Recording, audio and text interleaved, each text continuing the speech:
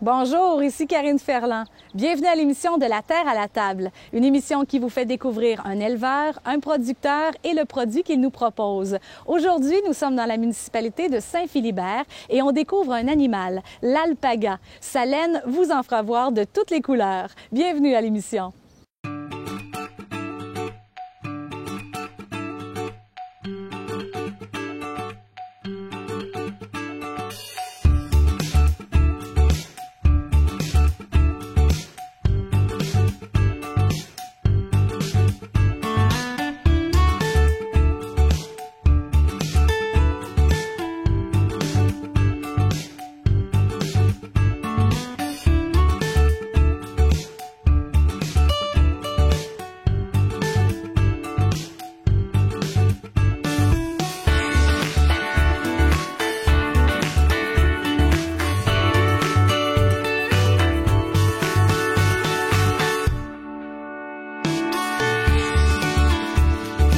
Alors, je suis en présence de Sabrina Larochelle. Bonjour, Sabrina. Allô. Tu es propriétaire ici de la ferme Beauce-Alpaga, mais tu n'es pas seule. Il y a André Fortin aussi qui est avec toi. Hein? Oui, c'est ça. Si tu veux, j'aimerais ça qu'on parle de l'historique de cet endroit-ci, parce qu'avant ça, il n'y avait pas d'alpaga ici. Hein? Non, en fait, c'est la terre familiale de André, de la famille de mon conjoint, que nous, on désirait exploiter à nouveau. Parce que ça avait l'élevage, puis la production agricole avait été abandonnée depuis environ 25 ans ici. OK. Est-ce que c'était une ferme laitière? Il y avait un peu de tout. C'était mix. Il y avait une dizaine de vaches, quelques cochons, puis des poules. OK. On avait du plaisir. C'est ça. Puis là, on voulait faire quelque chose avec ça. Le bâtiment ici était dans un état assez lamentable.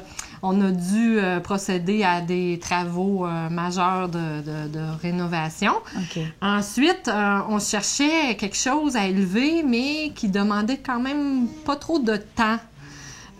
Parce qu'on occupe des emplois à l'extérieur de ça. Bien, c'est maintenant devenu un monde hein, dans l'agriculture. Il faut se diversifier. Puis souvent, bien, c'est ce qui arrive dans un couple comme le vôtre. Des fois, il y en a un des deux qui va travailler à l'extérieur. Alors, a peut-être moins de temps à mettre à cet endroit-ci. C'est ça. Puis, par hasard, on a tombé sur un article dans le journal sur l'alpaga. Fait on s'est mis à faire des recherches sur cette bête-là. Puis, on trouvait que les propriétés et ses caractéristiques faisaient l'affaire. Ça nous convenait. Okay. Fait qu'on a commencé à visiter des éleveurs, puis à se renseigner. Puis, on a fait l'achat d'un petit cheptel de 3 têtes qu'on a laissé en pension durant 3 ans. Le temps de, ici, aménager, c'est ça, parce que les clôtures, ça convenait pas. Le bâtiment, ben il était à rénover, puis tout ça. D'accord. Fait qu'on a préparé notre emplacement, puis quand on a reçu les animaux en 2007, ben on a commencé à faire cet élevage-là. À faire l'élevage de l'alpaga. C'est dans la même famille que le lama, hein, ça? Oui, c'est la famille des camélidés. OK. En fait, le dromadaire, le chameau aussi sont dans cette famille-là. D'accord. On va découvrir d'ailleurs l'alpaga dans les prochaines minutes. Et là, pour le moment, on est en 2013, ça va bon train. On a commencé avec 3 alpagas. On en a combien, là? On en a 13. On attend notre 14 bientôt là, pour le début juillet. OK, d'accord. Alors, on va découvrir avec toi et avec André aussi toutes les étapes que ça prend, entre autres, pour en arriver à une paire de mitaines, comme on dit, à de la laine d'alpaga, parce que c'est le produit, en fait, qu'on exploite ici, hein? C'est ça. Nous, on travaille surtout la fibre, mais on fait aussi de la reproduction. C'est-à-dire qu'on vend des saillies ou on vend des rejetons pour des nouveaux éleveurs ou faire de la variété des éleveurs déjà existants. OK, d'accord. Merci, Sabrina. On se reparle un petit peu plus tard. OK.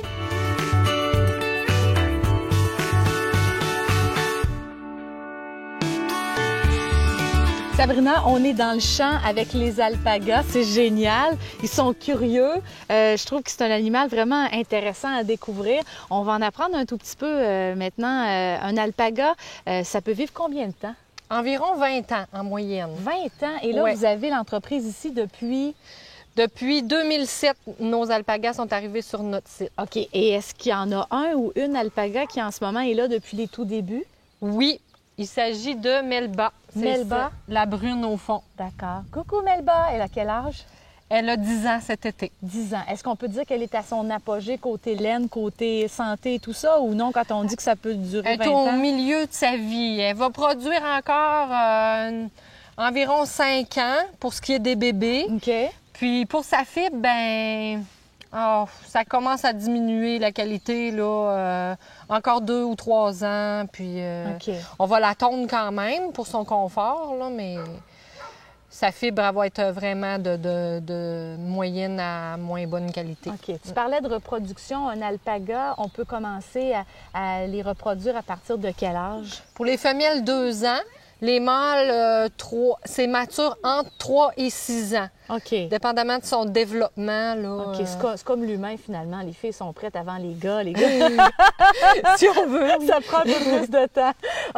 Au niveau des rejetons, ça en a combien? Ça a un seul bébé par année. La gestation dure 11 mois. 11 mois? Ouais. OK. C'est-tu déjà arrivé qu'une femelle portait 2 bébés ou c'est très rare? C'est très rare, des jumeaux. OK. Ça arrive à l'occasion. Pas chez nous, c'est jamais arrivé. Est-ce que ça a besoin d'assistance, un alpaga, quand on en est rendu à l'accouchement ou non? 90 du temps, non. OK, d'accord. Ils sont capables de faire le travail tout seuls. Mais on a eu 2 naissances là, plus difficiles qu'André a dû intervenir. OK. Au niveau de la nourriture, elle se trouve à manger quoi, ces femelles alpagas?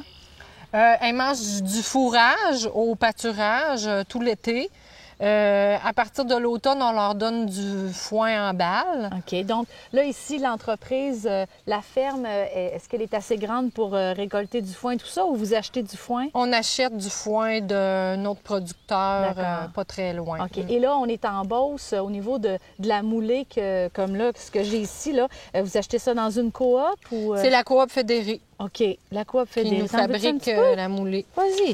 Alors, c'est la coop qui fabrique vraiment une nourriture spécialement pour les alpagas ou ça peut... Ah, là, c'est l'heure de la collation. Venez-vous-en. Lama et alpaga. OK, lama et alpaga. Ouais. Il y en a combien des producteurs en Beauce, en région ici? En Beauce, j'en compte 3. 3? Qu'on peut dire sérieux, là, ou est-ce qu'ils ont quelques têtes? OK, là? parce que là, ici, on a 12 adultes, 12 adultes et un bébé. C'est considéré juvénile encore jusqu'à l'âge de 2 ans. OK. Fait adulte, on en a 10. Vous en avez 10? 9.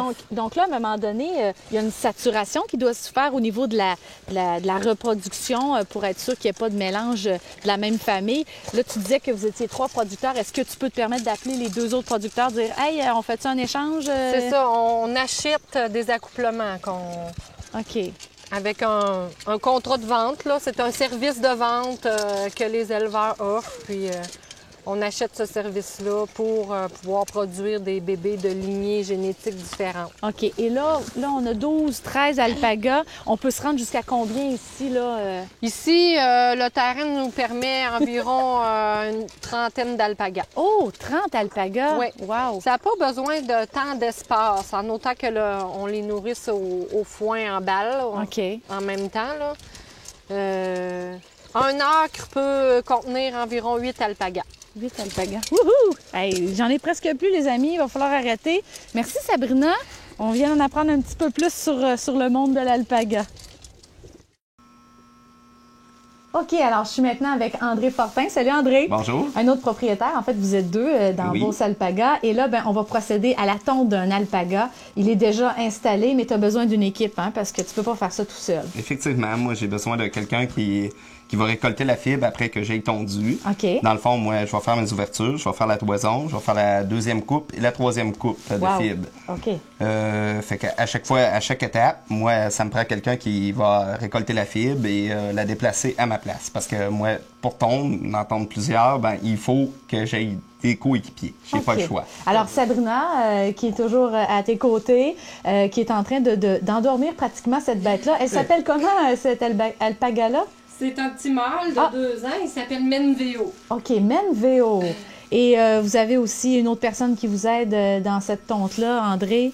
Oui, qui est mon oncle Victor, qui est un peu ma personne à tout faire ici. Quand j'ai besoin, je l'appelle et donc il répond toujours à l'appel. Hector répond à l'appel. Là, tu vas tondre cet alpaga-là. Combien de temps tu prévois le faire? Entre 30 minutes et 45 minutes. OK. Et Sabrina va faire autre chose aussi pendant que tu vas tondre, hein? Effectivement. Après ma tonte, mais que je sois, dans le fond, à la 3e qualité de fibre. OK. Elle va inclure ses vaccins et aussi la coupe d'ongles longs et possiblement les dents. Donc, on en profite puisque l'animal est immobilisé vraiment pour lui donner tous les soins dont il a besoin. Puis après ça, go dehors ou dans un autre endroit. Effectivement. OK.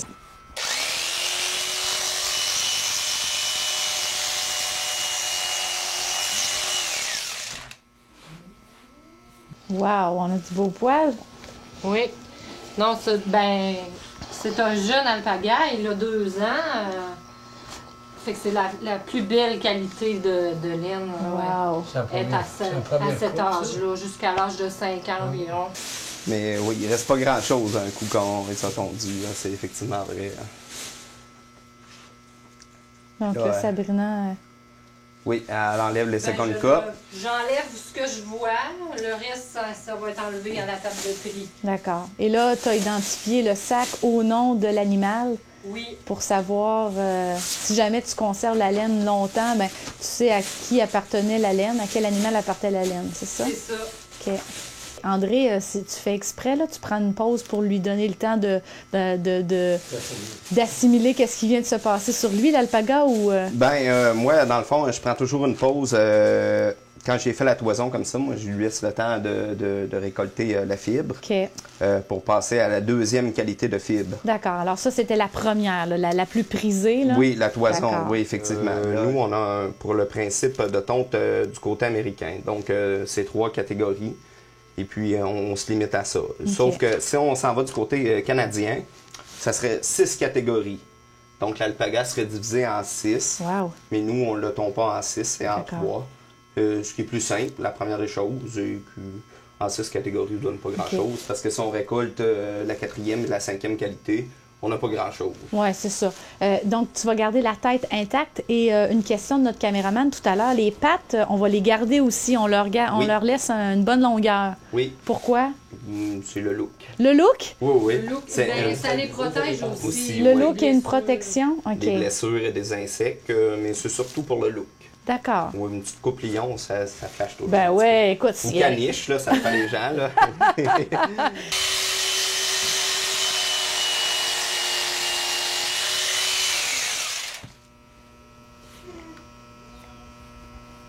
On entend l'autre là-bas.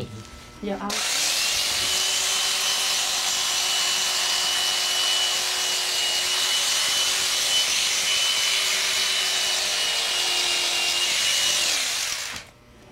Wow!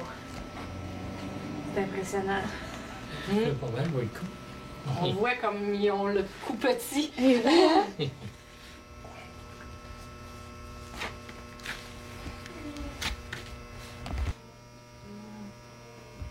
On prend le temps de garder le bout de la patte pour le look. Oui, il va faire une petite coupe quand même. Oui. Mais juste...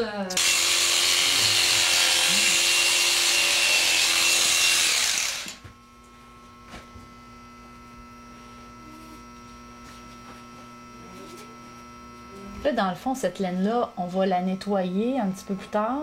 Est-ce qu'on va la laver aussi ou non? Au moulin. OK. Ils vont la laver. D'accord. Avec des machines. Des machines spéciales au moulin qui vont... Comme quand je fais ça, je viens toujours à côté la tondeuse dans ma main quand je fais ce trait-là. La même chose quand je fais à l'avant. Fait que c'est très, très important de bien ajuster ses lames. Hey, regarde ça se détache, les ailes. Parce que si on n'ajuste pas très bien ses lames, ben c'est notre peau. Ça, on va le mettre... C'est malheureusement notre peau qui est courte. Un petit blanc comme ça. Attends, je vais participer aussi. On va faire une équipe tant qu'à être là.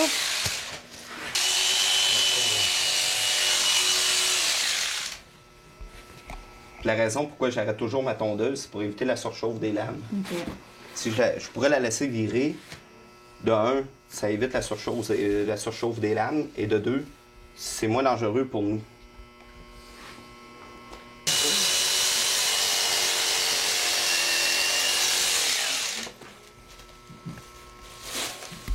Mais là, vous autres, vous élevez les alpagas, vous les tondez, et est-ce qu'il y en a qui participent à des compétitions? Ou... Oui, oui, on est allé, ouais. on a remporté une 2e place avec Vanille. Eh bien, à Expo félicitations. Québec. Merci beaucoup. Vanille est ici, à quelque part? Oh, là? oui, de l'autre côté. Là. OK, excellent. C'est elle qui a eu un petit garçon. Non, c'est une petite fille qui a Non, non. c'est le petit garçon blanc, c'est vrai. Tu parles de Vérone, là. Elle a eu un bébé, là? OK. Oui, un criard. Et oui, comment on l'a nommé? Miracle. Ah oui, c'est Miracle. Miracle. Non, Miracle, c'est le gars à Vérone, ça. Voyons. La fille à Vérone. Il y avait Ron. Je parle du gars à Vanille. Vérus. Ah, c'est Vérus. Ouais, non, ça, c'est moi qui ai Là, choisi les ça. On n'aurait pas dû le dire. Dans un miracle, là. Est-ce que des alpagas, c'est comme des vaches? Est-ce qu'il y a des sortes d'alpagas, des races d'alpagas? Oui, effectivement. Ben, il y a 2 races d'alpagas. OK. Il y a le Ukiah, comme nous on élève, puis il y a le Suri. C'est tout. OK. Sinon, ben, c'est dans la famille des camélidés. Là, fait que son allonge, il y a le chameau dromadaire, guanaco, la vignogue, il y a l'alpaga, en tout cas. OK. Bon. Là, vous avez juste une race ici? Vous Oui. avez les deux? Vous avez... Non, on a des Ukiah seulement. OK. Puis le choix s'est arrêté sur ça parce que Ben, C'est les plus nombreux au Canada. ouais, c'est ça. ce sont les plus nombreux au Canada.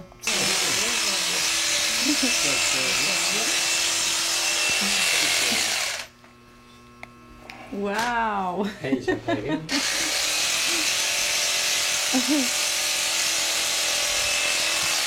Beau monsieur. Peux-tu retourner avec les autres? Oh, petit doudou! Bravo, mon homme! T'as bien fait ça! C'est ton poil qu'il y a là-dedans! Oui! Vas-y! Vas-y! Vas-y, mon homme! Youp, youp! Non, ça glisse!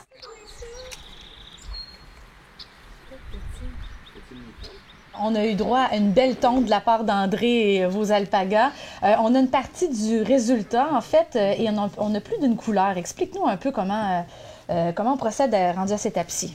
Bien, ça, c'est la 2e étape après la tonte. On fait un nettoyage à sec qu'on appelle des fibres. OK. C'est-à-dire que j'enlève la poussière en les secouant comme ça sur le tamis et les brins de foin, puis les particules là, que je désire pas dans la transformation pour le fil. OK. Est-ce que ça te prend beaucoup de lumière pour voir ça ou c'est juste au toucher, tu es capable de détecter qu'est-ce qui est OK de ce qui ne l'est pas? Ça prend un bon éclairage, oui, OK. en effet, pour pouvoir percevoir là, toutes les petites choses qu'on veut pas. OK.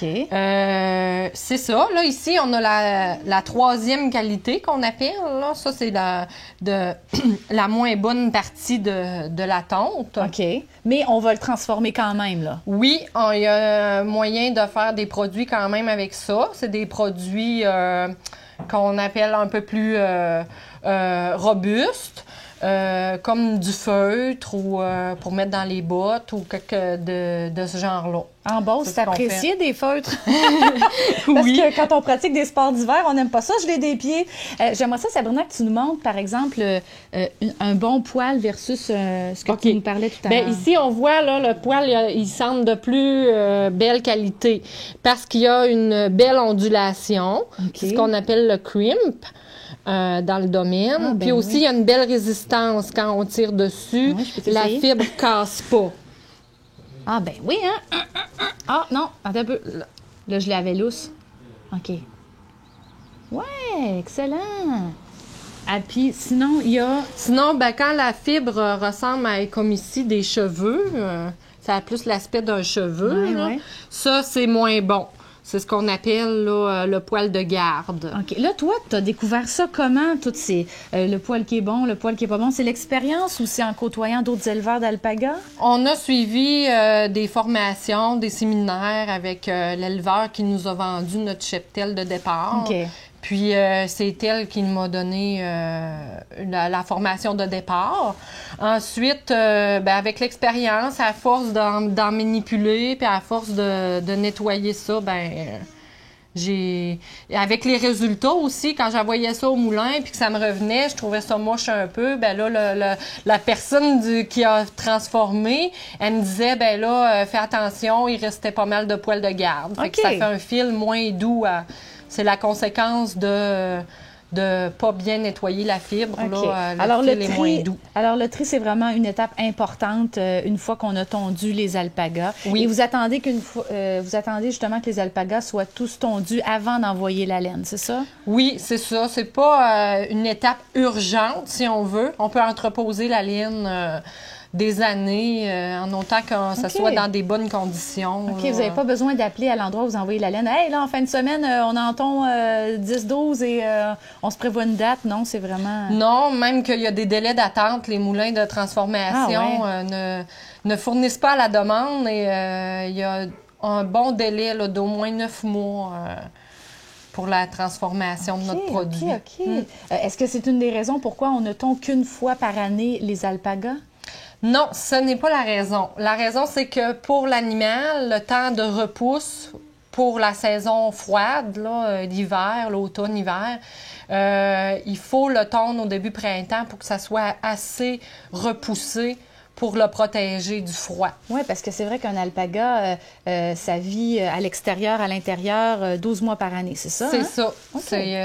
Le froid, ça leur dérange pas, en autant qu'il y ait une bonne fibre pour se protéger sur le dos. Un alpaga, ça vient d'où exactement? C'est originaire du Pérou. Ben, les Amériques du Sud, mais surtout du Pérou. Et est-ce que les températures sont les mêmes là-bas versus ici? Est-ce qu'on va avoir le même poil exactement ici que là-bas? Non, ça va être différent? Le poil est différent là-bas. Ils n'ont pas les mêmes conditions climatiques qu'ici, parce qu'eux, ils vivent surtout en montagne.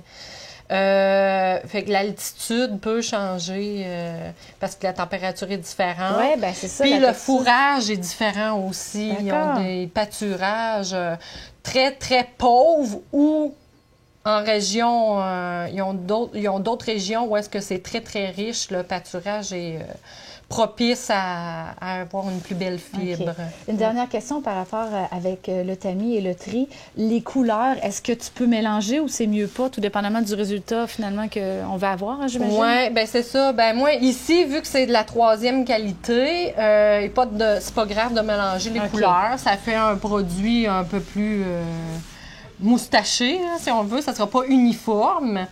Mais quand... La toison, c'est celle qu'on appelle comme ça. C'est la première qualité. Elle est spéciale. Hein? C'est ça. Elle est plus précieuse un peu. Puis on fait attention au triage pour ne pas mélanger les couleurs. D'accord. Et à la tonte aussi. C'est bon. Merci, Sabrina.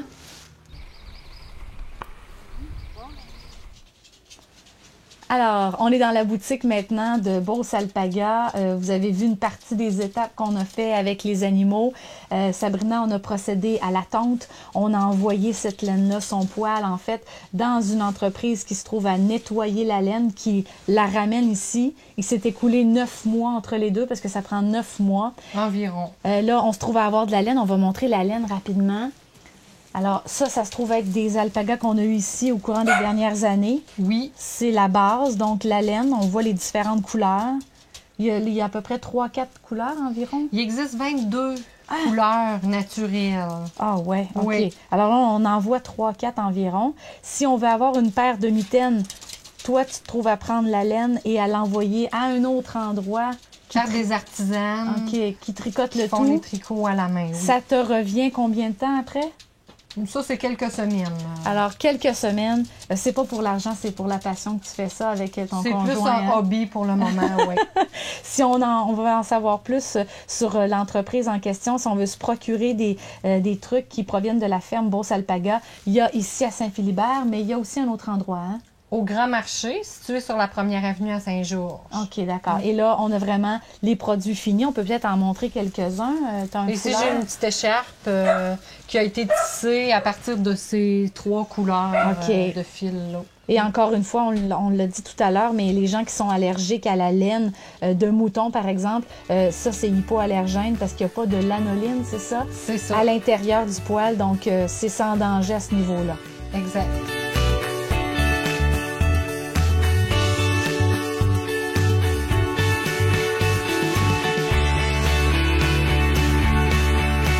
Eh bien voilà, l'émission de La Terre à la table tire à sa fin. J'espère que vous avez avec nous découvert d'une belle façon l'alpaga. Pour les visites guidées, visitez le www.beaucealpaga.com. Merci d'avoir été là. À la prochaine.